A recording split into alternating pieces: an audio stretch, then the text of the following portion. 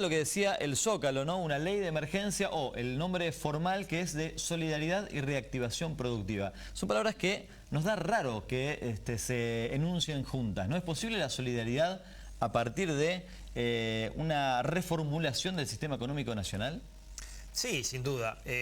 Si uno analiza el paquete de medidas que fue anunciado y que intenta implementarse a partir de la aprobación de esta ley, claramente se trata de un conjunto de medidas que busca reactivar el mercado interno a través de un impulso al consumo, motivado, impulsado por recomponer el nivel de ingreso de los sectores más golpeados por la sociedad. Si uno ve el bono de 5.000 pesos para los jubilados, el bono de 2.000 pesos para los perceptores de la asignación universal por hijo, o otras medidas como el congelamiento de las tarifas o la reducción del 8% en los precios de los medicamentos, claramente a lo que apunta es a que los sectores más vulnerables, los sectores que fueron más perjudicados por las políticas del gobierno anterior, puedan consumir más y de esa manera reactivar la economía y promover la creación de puestos de trabajo.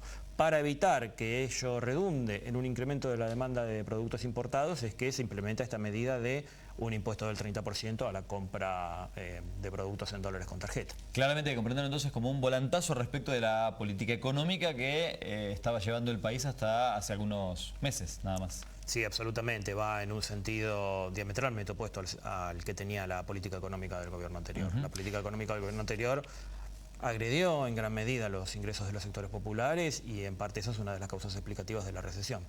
Marcos, que se trata de una emergencia, digamos, que la figura utilizada sea esta, implica desde un conocimiento muy básico el acceso a compras directas, digamos, la adquisición de bienes o de servicios de manera tal vez diferencial de lo que debería ser un proceso o el tránsito legal y se esquiva al Congreso, digamos, ¿hay alguna cuestión que pueda ser objetable de la manera?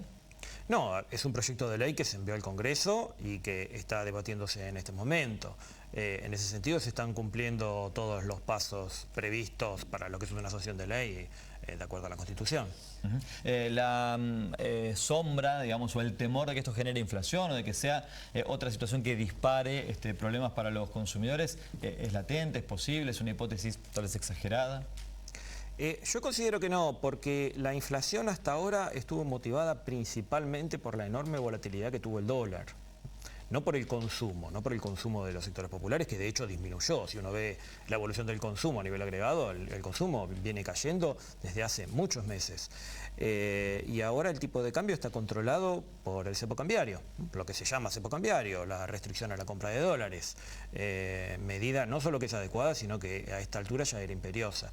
Y en lo que respecta al consumo, hoy estamos frente a una estructura productiva que tiene un 50% de capacidad ociosa, mucho más en algunos sectores específicos, con lo cual hay un margen para que la producción aumente sin presiones en los costos unitarios muy grande. En un primer momento, eso durará unos meses, quizá algo más de un año, para que pueda haber una inflación motivada por el incremento del consumo o por aumentos de demanda, faltan muchos meses todavía. El instrumento habla de una progresión, digamos, en lo que tiene que ver con la tributación, digamos, o exigirle a los sectores más poderosos tal vez más que a los demás, y cuando se habla de reactivación productiva, se habla de generación de puestos de empleo, de alguna situación intermedia, como beneficiar con subsidios a los empleadores. Ahí adentro está, por ejemplo, la idea de la doble indemnización, eso fue decretado por separado.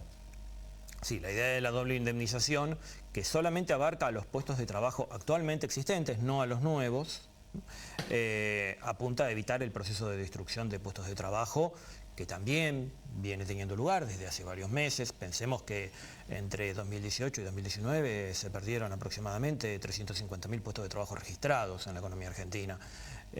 Para detener ese proceso es esta idea de la doble indemnización. Para los puestos de trabajo que se creen que caen más, rige la indemnización simple. Y en lo que respecta al plano fiscal, hay un redireccionamiento de la presión fiscal hacia los sectores con más poder adquisitivo. Concretamente, la suba de retenciones al complejo agroexportador cerealero oleaginoso, no al campo en términos genéricos, porque el campo es algo mucho más abarcativo que eso. Lo que se está grabando acá es el complejo agroexportador cerealero oleaginoso, y el incremento de la alícuota a los bienes personales, la doble imposición de bienes personales a los bienes que están radicados en el extranjero.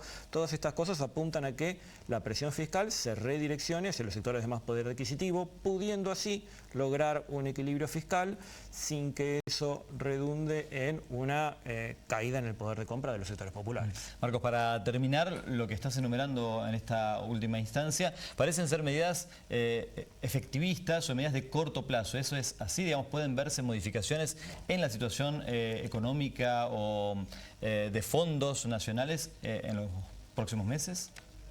Entiendo que habrá medidas estructurales de fondo en los próximos meses. Eso requiere la implementación de consensos políticos y sociales mucho más amplios.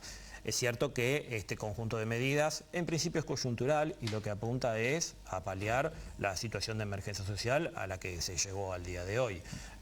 Un conjunto de medidas que creo yo que va en la dirección correcta: reactivar el consumo interno, sustituir importaciones por producción nacional y de esa manera crear puestos de trabajo y aliviar la situación de los sectores más vulnerables. Marcos, te agradecemos por el detalle en la explicación. Muchas gracias a ustedes. Y te invitamos a seguir con Yamila con más Telediario.